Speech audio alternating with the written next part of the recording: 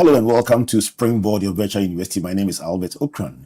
Welcoming you to Ghana's foremost developmental program and that place where the greatest minds in the world converge. Springboard is brought to you by the Springboard Roadshow Foundation and proudly sponsored by MTN Ghana and the Enterprise Group with support from the Ghana Growth Program, a collaboration between MasterCard Foundation and Springboard Roadshow Foundation. So today we begin to explore a journey on transformational leadership. What does it take to rise to the very top of your field? What should you know? What should you not know? And we choose to start from a very interesting angle of the journey. We call it career transitions. What makes a person move from one place to another, either within the same organization or from one role to another, one country to another, or from one role to a very, very different role? How does the HR professional find themselves in banking or in agriculture? Let's talk, let's explore. And I have in the studio the right person to have this conversation. I met him 15 years ago. We'll tell you how it happened. But 15 years ago, he was a chartered accountant. He still is, managing a company in oil and gas. And after that chance encounter, he transitioned to become a human capital consultant, focusing on soft skills training. My friend, my brother, Dotun Osiyemi. Dotun, good to see you. Oh, nice meeting you. Thank you. Nice. I'm happy to be with you. Yes, thanks for making time for this conversation. I'm sure our listeners and viewers will wonder about what the journey is. But let's start from the beginning. Yeah. What exactly are the triggers of a career transition? What makes a person leave a job and go to another field, either in the same company or a different field altogether? There are several triggers. Sometimes it could be as simple as boredom and people want to explore new challenges. Sometimes it could be that they were forced into a particular field and they felt like, look, I've satisfied my parents enough. I want to go do what I really want to do. Sometimes they've had a childhood dream that has just been latent and they realize that, you know what, this is the time for me to go explore it.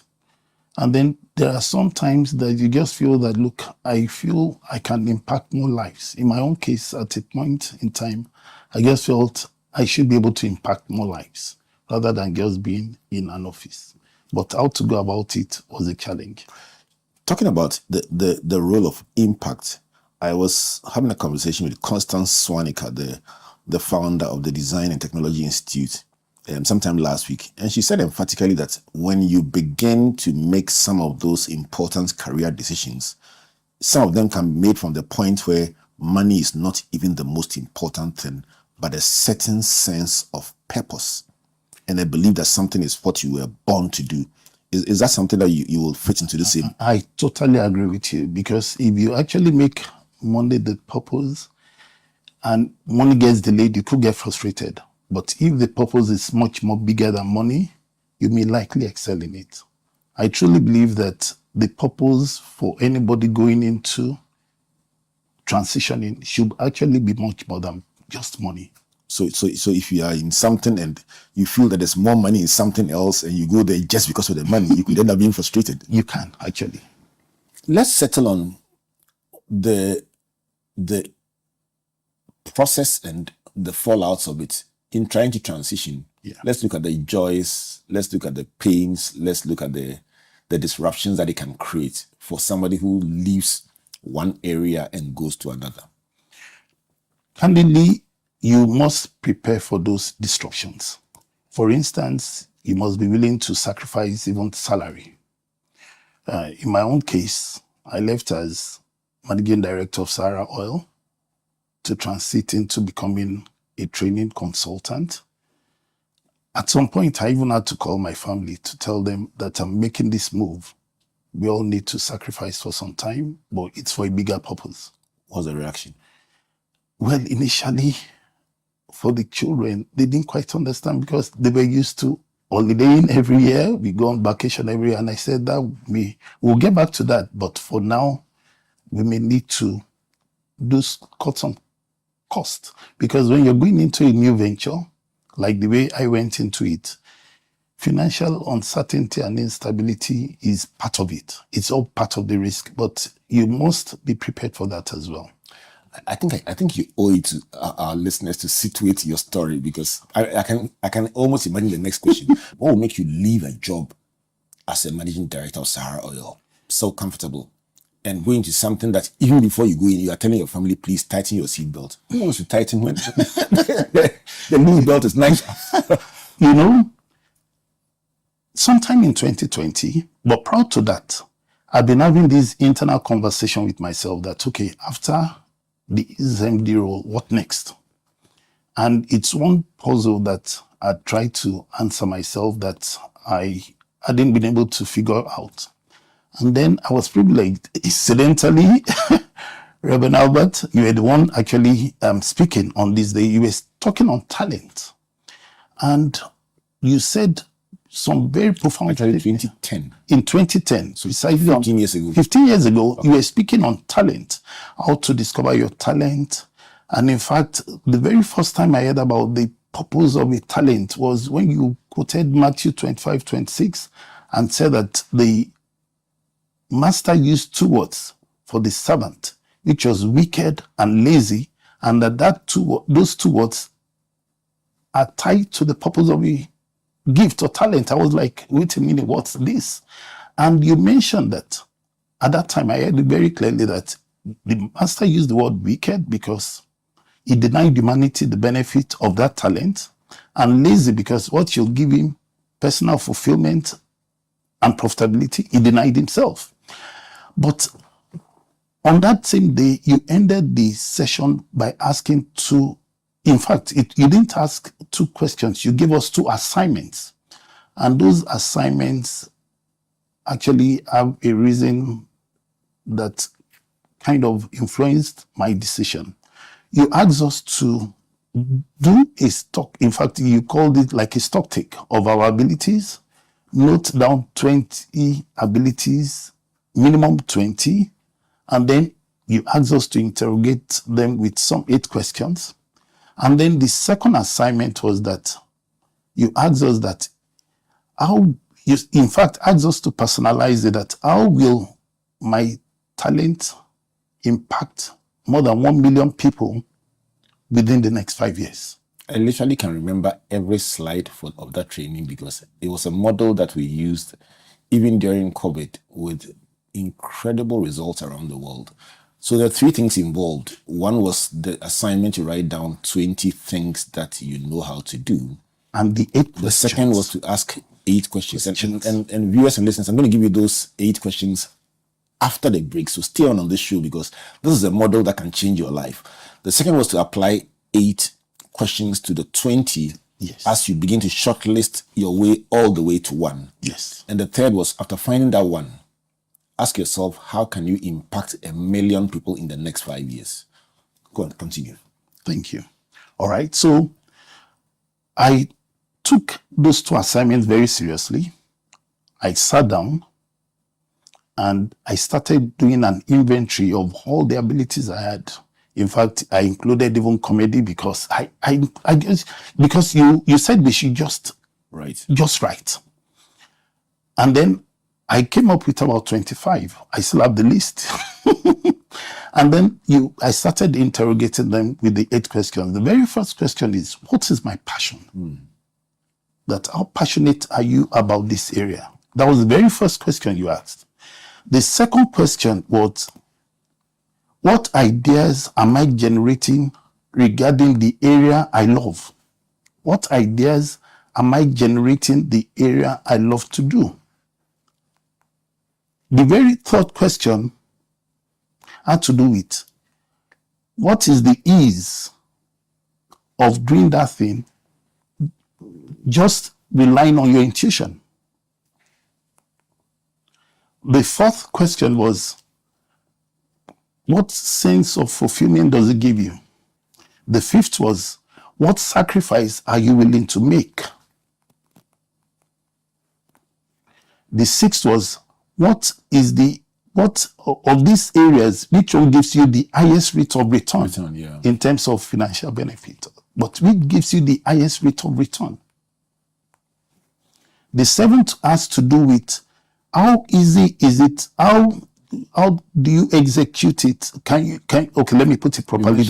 How can you execute it, with minimal effort? Yeah. What area can you execute with minimal effort? That was the seventh. And the final one was, which area do you receive the highest appreciation from people? You got it spot on. Those were the eight questions. The man who can produce a list after 15 years is a scholar. So 100%. Those were the eight areas. And when I started interrogating those questions, what came up strongly had to do with corporate training, public speaking. I had been training some staff in-house, but I realized that training was not fit for market. So I was now in a limbo. How do I take it to the next stage? But I wasn't discouraged. I was training my team. Sometimes within my neighborhood where I was living, I'll gather the young ones, be practicing with them. And then something happened. I got to the office on the day and I got this letter from Legacy and Legacy. And I opened it. It had to do with exactly what, I was so in, with the area I was interested in. The topic was effective public speaking for corporate leaders. And this was a 4-day program at the Sunlog Hotel, Tesano. Immediately, I picked up my phone, I called the number, and I said, please put my name on the list. How can I make payment? They said, you can actually pay at the venue. And deal. So that was how I attended that program, and it was phenomenal. Fast forward beyond the session on public speaking. How did that lead to a career transition? Now, you now realize that the missing dot for me in terms of joining them was I had already had the mind that what next? This was something that had been like a puzzle for me. What next? And then I did that assignment. It threw up corporate training. So I was of the view that, well, I need to now get a mentor, get proper training in that area, and give myself a duration. So I decided that I was going to give myself a period of a year. So this training was sometime in 2010, but I didn't transit until like 1.5 years later. So during that period, I started reading books related to my field. I started volunteering. I recall there was a friend who wanted to do a retreat in Ghana. I asked, can I get a slot? You don't even have to pay me. So I started using every opportunity I had to kind of fine-tune that area to see if it was something, because within me, I was convinced that's the area to go, but I wanted to be sure that it was market ready. Are you generally a person with a high risk profile? Yes, I'm willing to take some kind of risk, particularly when I believe strongly in it, yes. But the kind of risk you describe is even now, looking back, it's still quite scary. Yeah, but I believe so strongly in it because I felt that, look, there's somebody who is already modeling what, it was a big risk, no doubt, but Legacy and Legacy were already doing something similar to what I had in mind. And if just that you may have forgotten, but a few times during that period, I would call you, book time, and ask, how do I do this? How do I do that? So I was learning. During that period when I wanted to transit. I just didn't resign. Like I said, it took me about 1.5 years. During that period, trying to build some kind of reserve base so that at least I don't put the family at risk. But I was very definite within my mind that this was the way to go.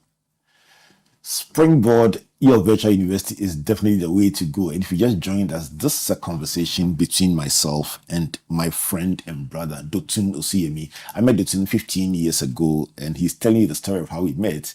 But Dotun runs a consultancy called Doterrys Consulting Limited and consults for several international organizations. The last time we met was somewhere in a hotel where we were training. He was also training a big international organization. I said, hey, who's this big man? I tell him it was my brother. But the most beautiful part of this story is somebody who literally lived his dream or found his dream and was willing to depart from what he was doing that was extremely comfortable to pursue that dream. And I'm telling him that that kind of risk is not normal. Let's find out what are the triggers he's pointed to so far. So the first was a question that says, what next? After being MD of an oil and gas company, what next? Second was discovery of a talent search process, or the discovery of a talent through a training program, and then settling on public speaking and also corporate training as the area of interest. But then so what? And then by an interesting stroke of events, getting a letter that says there is a public speaking training from the same organization. Yeah. So he comes and then he says, this is it. Mind made up. So training then moves on to preparation, volunteering, mentoring, and then planning for the exit. Let's touch on the day you said this is it. Yes. Pack your bags and go. As an MD, you find out that you are on interview panels. And one of the triggers for me was that also kind of consolidated or reinforced that I was doing the right thing, was I realized that what the universities were producing and what I needed as an employer at that time, there was a gap. And that gap was soft skills.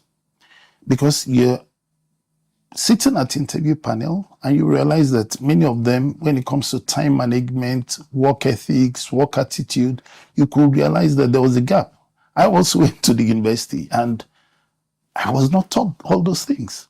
Personal effectiveness, principles of self-discipline, effective communication, effective presentation. All this stuff, a lot of soft skills topics. So you felt a combination of your own pain plus what you saw others demonstrate. Yes. So I realized that really there is an opportunity here. And even as we speak, that gap has still not been closed, because most universities are still not really emphasizing so much on soft skills. That gap is still there. I will tell you, you're too right. And I referenced the conversation with Constance Swanika, and that subject featured very prominently. It was a conversation at the New Wine Temple with Constance as well as Professor Abednego Okuamati. And he's the immediate past Vice Chancellor of the UPSC. And at that program, he did something very profound. He actually apologized to students for the kind of education that has dominated our institutions for the past years. Of course, he shared what he had done differently at UPSC, including how to dress, how to present, and the intentionality of those programs. But Constance brought on a model that showed that the actual core subject in TVET was 20% of what they imparted in their students. And they spent the rest of the 80% on different aspects of development, soft skills, cognitive. And she just showed the percentage of each of them and how it had taken years to get to the point where those were given more priority than even that core thing that you went to school to learn.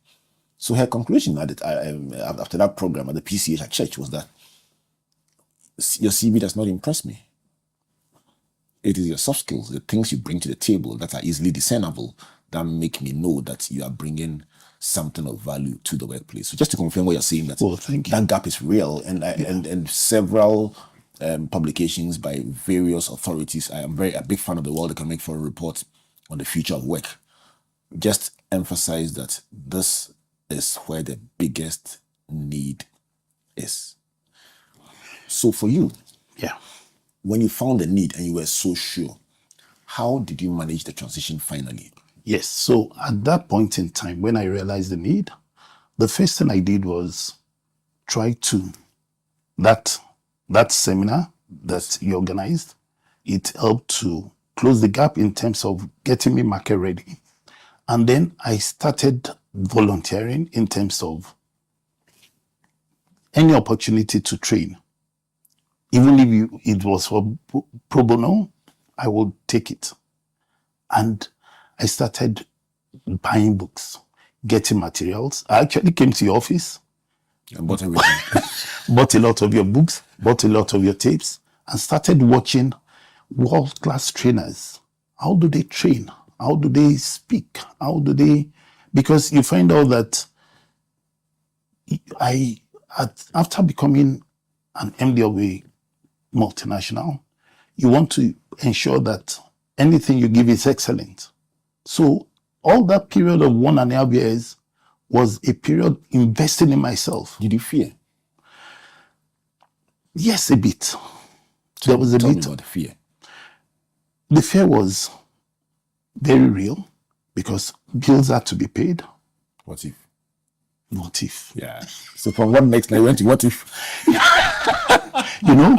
But because I realized that societal need, that gap was real and it's huge. I sat down, reflected on it. The gap is huge. So I started developing proposals and I sent out a lot. And Did you get your first client before you resigned? no. So the day you resigned, how did you feel? Wow. To be honest, it's like, Dotun, hope you took the right decision. There was that fear there. I still feel that way. I don't know what I mean. That hope you've taken the right decision. The only thing I had was I knew there was a societal need for it. And I can see legacy and legacy doing it, but it was real. The fear The was need real. was real. The model was there for you. Somebody has showed you. Yes. Done. And That then was a ready for your personal faith in that moment in your life. And of course, the faith also played a key role in the sense that I had also prayed.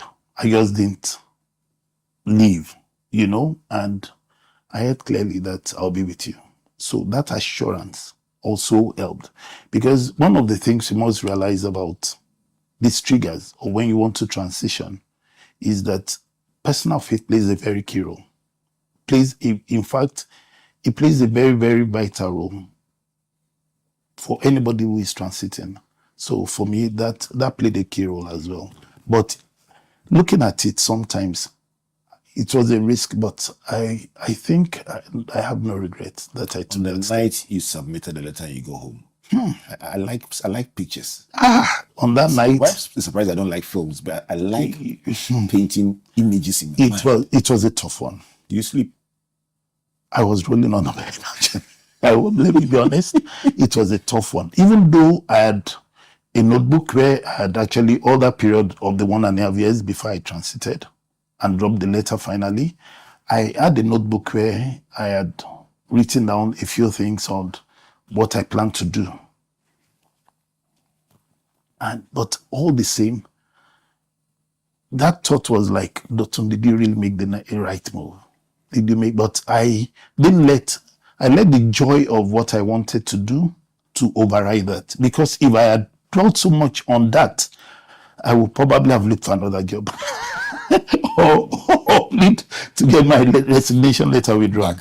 You understand? When I come back from the break, I'm going to ask him, okay, so now that it was done, what next? And how did he get to the point where now he has absolutely no regret? I can speak for him that he has absolutely no regret making that move because he's risen so rapidly in the field that he chose to go into. But for everyone listening out there, if you have made such a career transition, just to mention to you, Dotun, I one day was making a presentation on this, on career transition, and I had somebody walk up to me and say, you know what, I sat in this session that you're doing years ago, and I was a banker then, and I was an incredible baker, and I felt the both push and pull factors pulling me then. So one day I said to myself, you know what, I will do this. And she says, by the twist of fate, just that period, the bank said, oh, they wanted people to voluntarily opt for a package and move on. She says the package was not more welcome. The package was so welcome because it allowed her to go and do what she wanted to do, get paid heavily for it, and also get capital for the new business. Exactly. She says, I'm just a winner. and she just described how she had blossomed in that new area. If you are watching, listening, and enjoying the story about career transitions, please share your own experience with us. Just join us on the Facebook stream, Albert N. Okran. Let's have this conversation about transitioning. How did yours go? Was it stressful? Was it exciting? What were the fears? What were the joys? And when did you finally say, I got it right? Or did you go back to what you were doing before? Share your experience so we can get a broader scope for this conversation. Just to also mention that the Springboard is brought to you by the Springboard Roadshow Foundation and in partnership with MTN Ghana, the Enterprise Group, and the Ghana Growth Program, a collaboration between the Mastercard Foundation and Springboard Roadshow Foundation, along with our other partners. Let me give you the Enterprise Advantage tip for the day. That says, how do I claim medical service refund and how long does it take? The response is simple. Submit receipts and all supporting documents to Acacia, and the refunds are processed and paid within 14 days into the member's account. So just submit the receipts and the refund will hit your account within 2 weeks. And that is the promise from Acacia, who are in the Enterprise Group. The number to call for the Enterprise Group, 030-263-4777. Email info@myenterprisegroup.io. Enterprise, your advantage. When we come back from the break, I'm going to tell you about a young company in the agribusiness space that you must put your bet behind as we continue to promote people doing incredible things in the agribusiness, agriculture, and ATV space. Please don't go away. Whether it's 1924, 2024, or 2124, we've always known that you are driven by your sense of safety and well-being. It is what drives us to see you through from start to finish, from small to big. And in the last 100 years, as you have evolved, so have we also expanded to serve you in many ways. From cradle to grave, with expertise in insurance, life, pensions, properties, health, and for those beautiful memorable goodbyes. It's 2024, and in all our markets, our pedigree is recognized, our strength respected, our expertise valued, and our solutions sought by all who desire an advantage in life. Experience the time-tested and truly trusted 100 years legacy of Ghana's oldest insurer. Take charge of your future now. Insurance, life, pensions, property management, funeral services, health insurance. Enterprise, your advantage.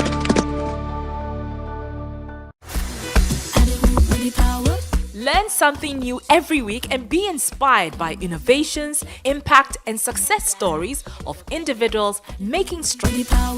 Learn something new every week and be inspired by innovations, impact, and success stories of individuals making strides in the agricultural, agribusiness, technical, and vocational skills sectors on Ghana Grows Ejuma with Arabo Kumsin and Yabitha. Join us this and every Thursday on Facebook at 7 p.m. at Ghana Grows, also at Comfort Okran A and at Albert N.E. Okran. On Fridays at 4 p.m. on Joy 99.7 FM and on Sundays at 5:45 p.m. on TV3. Ghana Grows is an initiative of Mastercard Foundation in partnership with the Springboard Roadshow Foundation. If you are a young person and you want to be a part of our various interventions, call or WhatsApp Ghana Grows call center on 0308 255 775. Follow us on all our social media handles.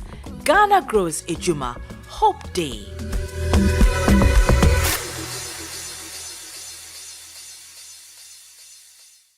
Welcome Welcome back to Springboard, your virtual university, and to this incredible conversation about career transitions. It's much more of a story than even a presentation by my friend Dotun Osiyemi, a man who transitioned from a role as a chartered accountant and CEO or MD of an oil and gas company into a corporate trainer focusing on soft skills with clients all over the sub-region and beyond. And Dotun is telling a story about how two simple interactions, the first one being listening to an audio presentation of the roadshow on how to discover, develop and deploy, discover, develop and deploy your God-given talent, was the trigger that got him thinking about his life and his what next. And then how a training session, a 4-day training session on public speaking became the icing on the cake. I'm going to come back to Dotun shortly, but this is brought to you by the Springboard Ratio Foundation in partnership with MTN Ghana, the Enterprise Group, and the Ghana Growth Program, a collaboration between Mastercard Foundation and Springboard Roadshow Foundation, along with our partners. This is also supported by our media partners, the Multimedia Group and the Graphic Communications Group.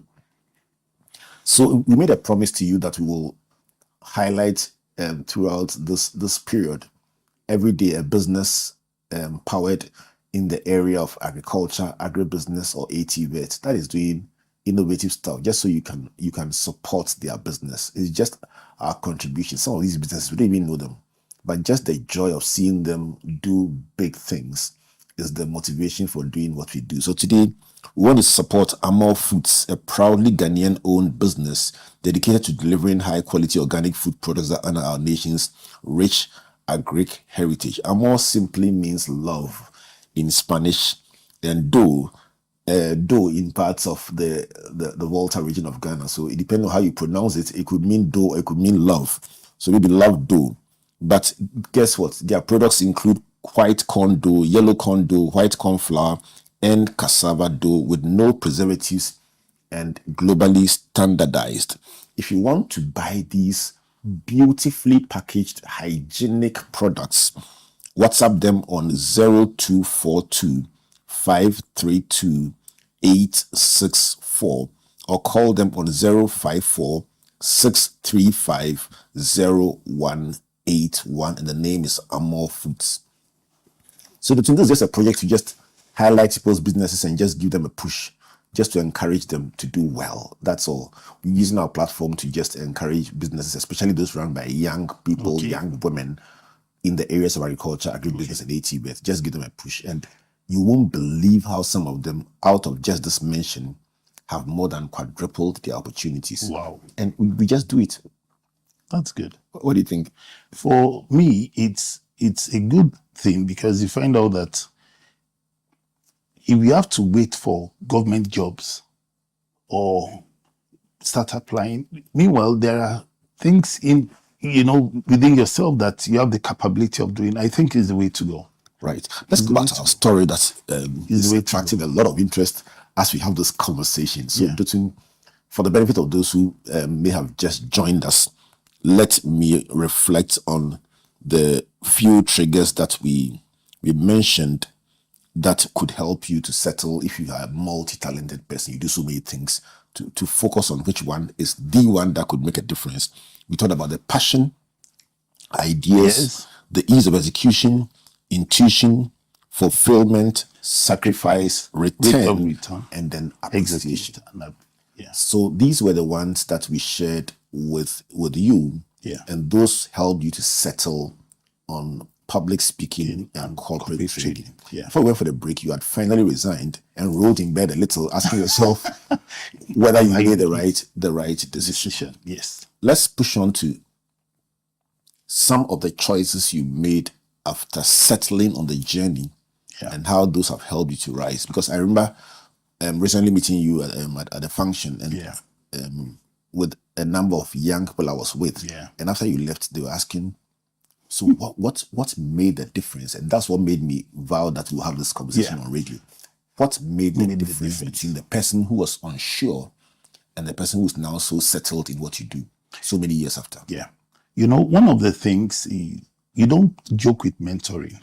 All that period that I was always coming to meet you back and forth, it was helping me a lot. Secondly, when I even started, I was still doing some kind of pro bono because the feedbacks were helping me to be able to further refine my skills. Thirdly, you need a lot of determination and resilience.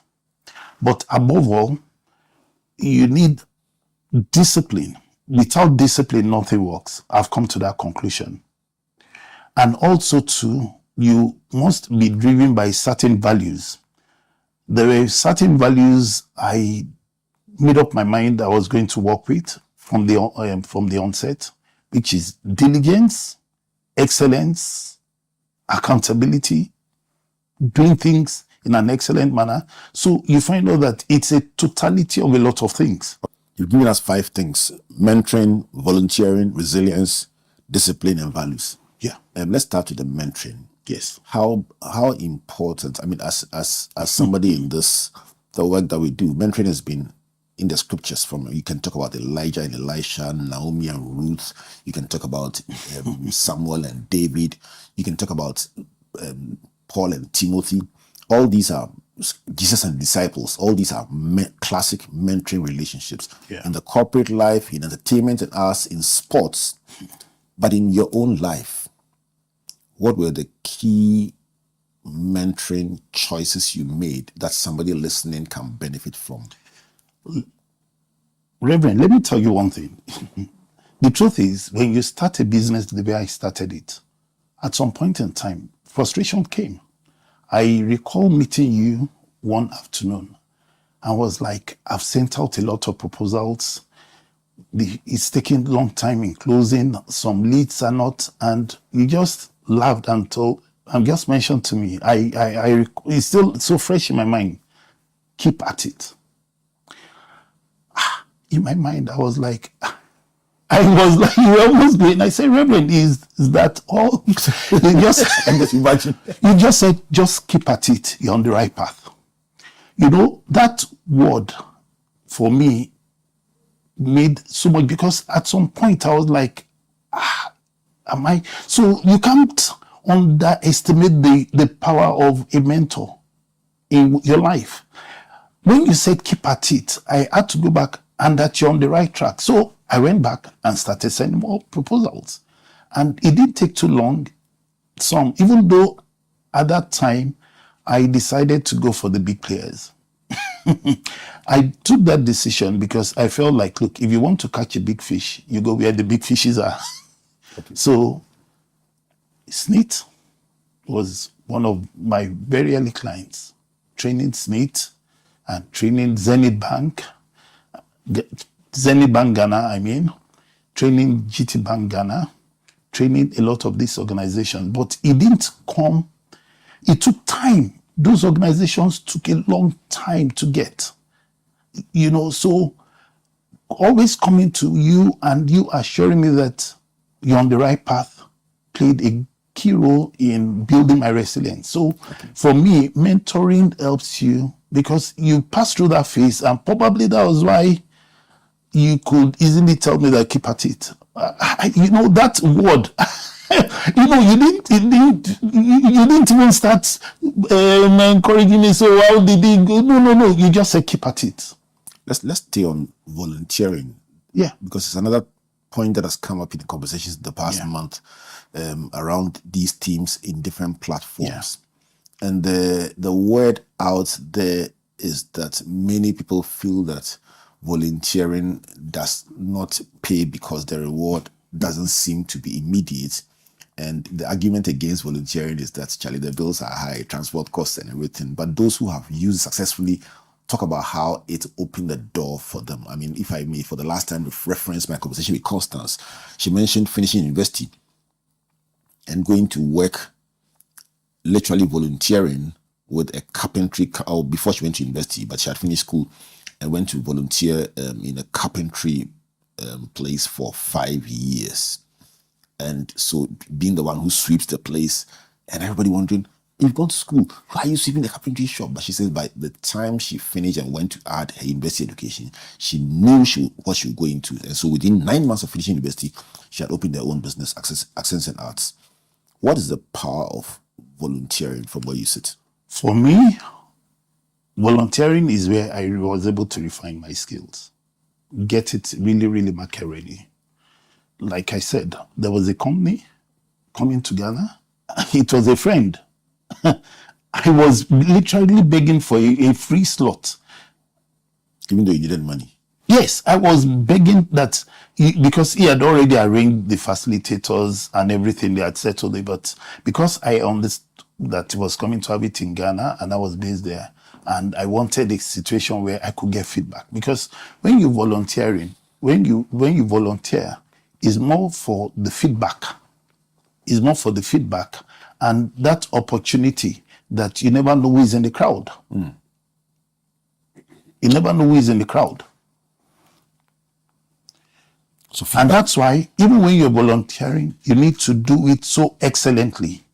So excellently. So the fact that it's free doesn't mean you should do shoddy work. Let me give you an example. And this is a true life case.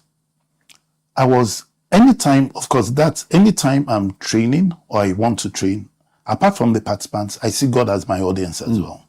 So I always put my best. I always also compete with myself that I want this performance to be better than the last time I trained. I was having this training with a small team. I didn't know that the wife of the registrar of KNUST was at that meeting.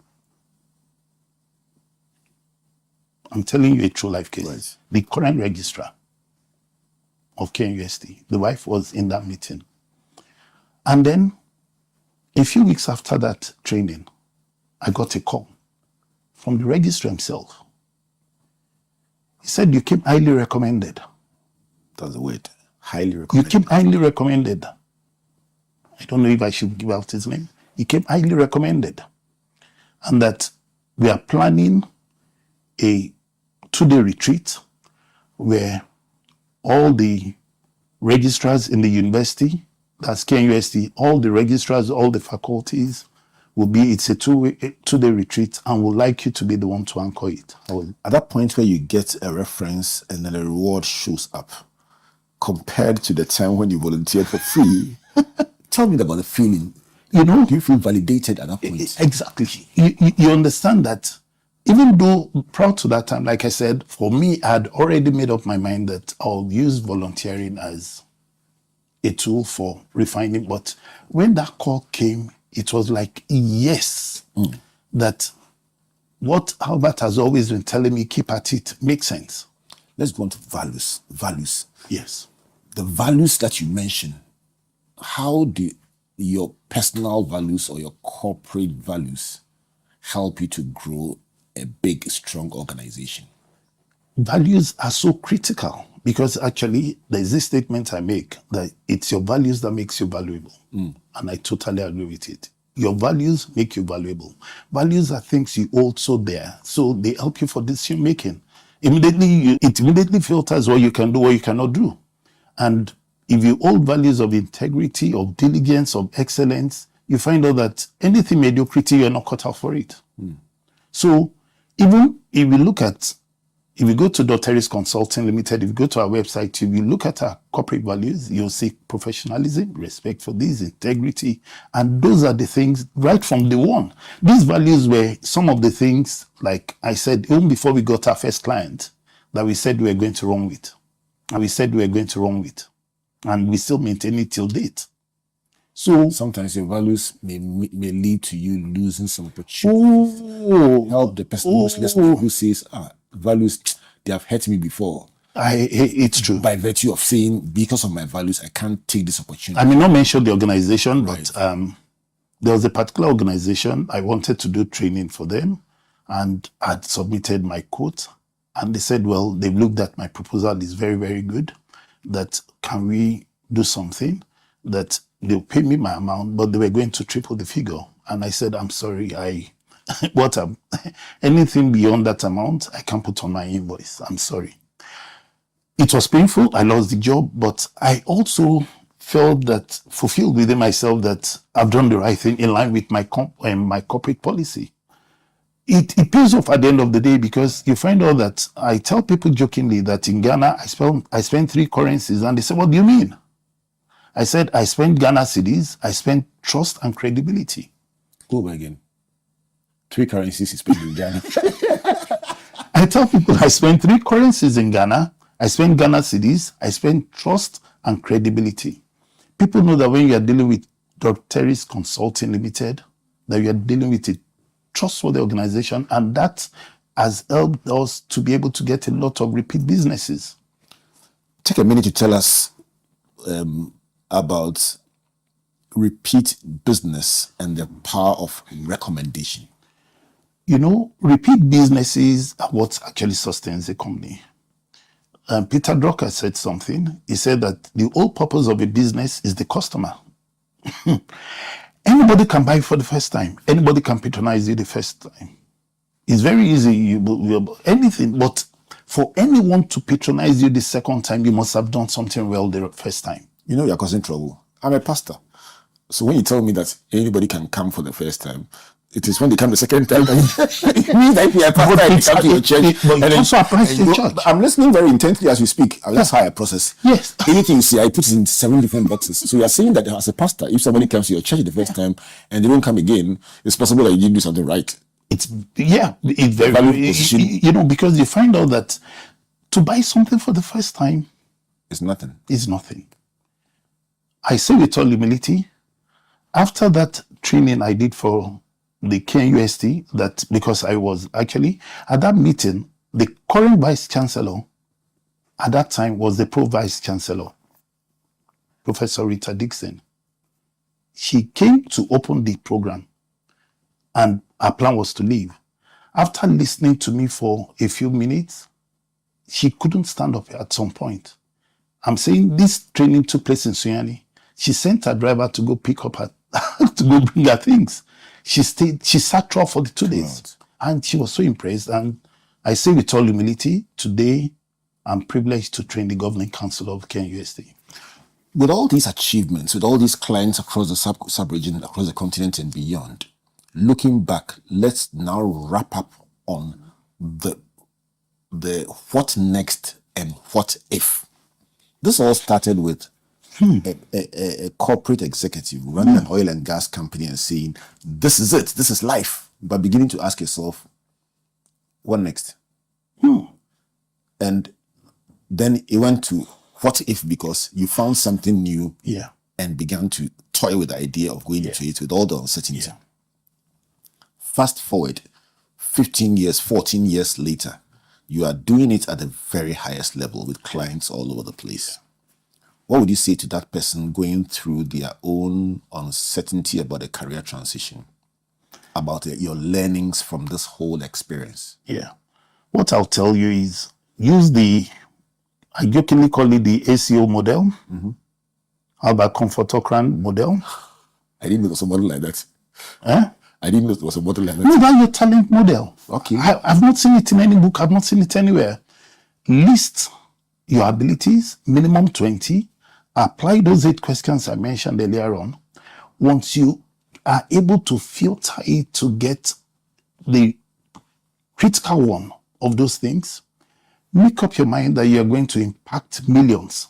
Because the second assignment also, which is affecting or impacting lives through it. Once you realize that there is a societal need or there's a trigger for it. Because like I said, in my own case, I saw the gap, which is soft skills. So you just don't, even though it was a risk, but you also have to apply some kind of intelligence in minimizing the risk. Because if there was no gap there, probably I may have to look at maybe the next one. Because I listed 20.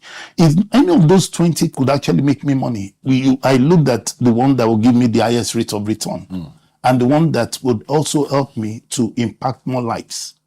So the truth is, if you are definite that this is the direction to go, prayerfully go into it, and I'll give you the same advice Albert gave to me, which is get at it, keep at it.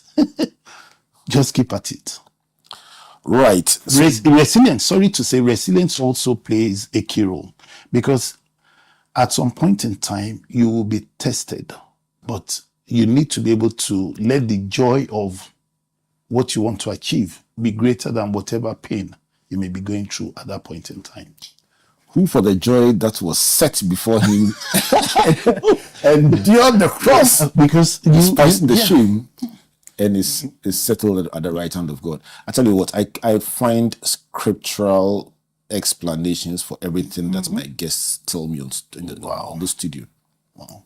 And that is one of the blocks I put everything that you say into. Wow. Every time I listen to a guest speaking and I look into their eyes and I see the fire and the passion, I just literally put it into scripture and I can see a correlation between what they are saying and what the Bible says. And Dotun, you've been a very fantastic guest. Shared very, very, very honestly from your heart about the things that you learned on the journey of life. And I am not in the least surprised that they've brought you here. Before we sign off today, let's do this again next week, and let's do a session on intelligences, because the Daniel Goleman and several authorities have put out the kinds of intelligences that you need to be able to survive in a rapidly changing world. So let's agree to do one more show, and get people to understand that the skills, the intelligence that you needed yesterday may require different intelligences today to stay on top. And that should be a good one, wouldn't it? Oh, that would be. Right. So viewers and listeners, please look out for this show next week on the different intelligences you need to survive. It's a very thrilling. It's from Dotun's Encyclopedia of Soft Skills Trainings. I'm sure we could do one a week for the next 10 weeks and you will still enjoy him. But let's take one I think will be very relevant to you. And let's do that next week. But let me come back to you, Dotun.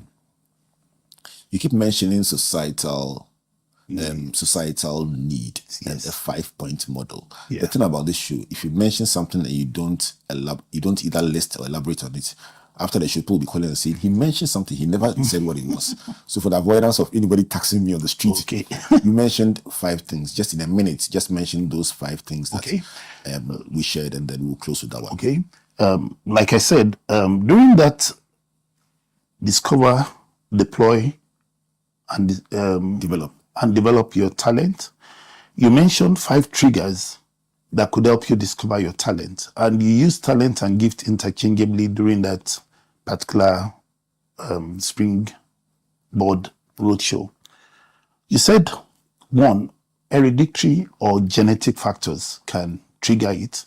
And you gave the story of the Ayu brothers, that in a country where you have millions, only 11 players and 2 members of the family make it, that it means there's something about hereditary or genetic factors that could trigger it.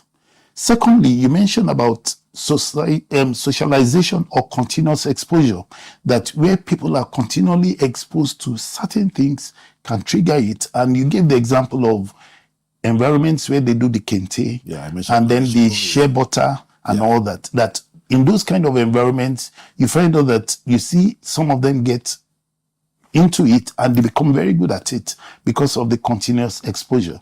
The third thing you mentioned was divine revelation. And for me, divine revelation is so important because you find out that just like in Jeremiah 1:5, God told Jeremiah that before you were formed in your mother's womb, I knew thee, I sanctified thee and ordained you a prophet. So you also said there is the divine revelation aspect of triggering it.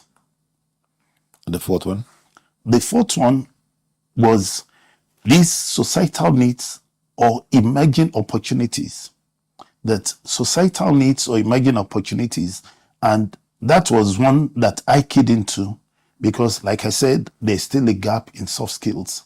And finally, you said mentoring. Those were the 5 triggers for discovering that talent under you.